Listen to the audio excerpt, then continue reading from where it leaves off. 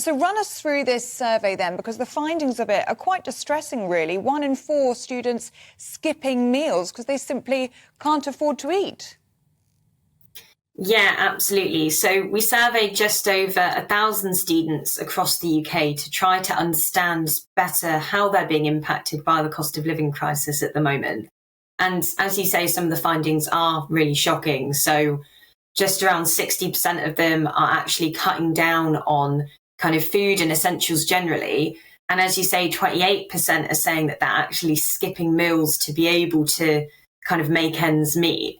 And that figure is higher. It's 33% for students who are from working class families who are less able to go to their parents and be able to get financial support there. So we're really concerned about kind of the amount of money that students have for day-to-day living, how that's impacting their quality of life, as well as those kind of shocking issues around the amount of food that they're eating. There are also issues in how they're able to engage with their course. So fewer of them are kind of doing student societies. People are either reducing how much they're doing that or dropping out of them completely. They're not buying kind of course materials or equipment that they need for their course. So yeah, really concerning findings. Story in some of the papers this morning, I'm sure you've seen it, about how a lot of students have been hit by sharp increases in their rent, sometimes as much as 20%, which can amount to £1,000. That's another big blow for the students if they're already struggling to pay their food costs. Yeah, absolutely. As with all of us, you know, costs are going up for students everywhere.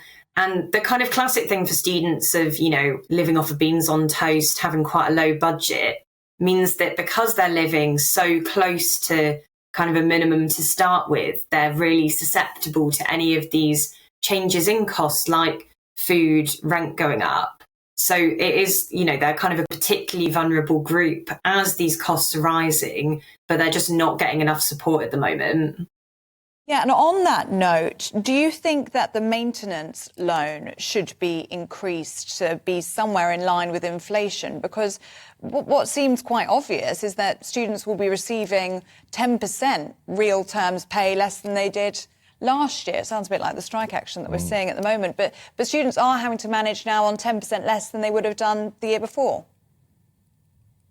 Yeah, absolutely. So the government in England has very recently announced that it is going to raise maintenance next year by 2.8%.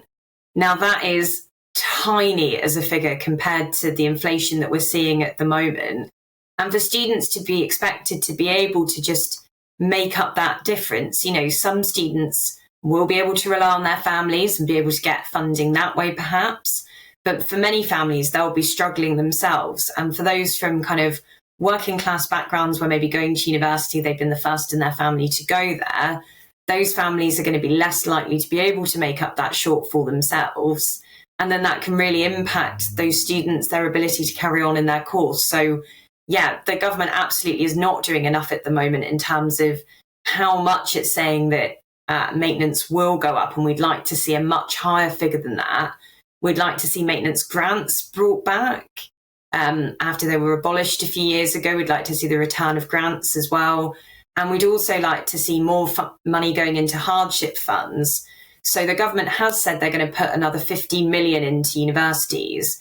But if you split that across deprived students across England, it only equates to about £67 per student. So it's absolutely welcome that they have put that funding in, but more is needed given the scale of the issues that are being seen by students at the moment. And just on that, if a lot of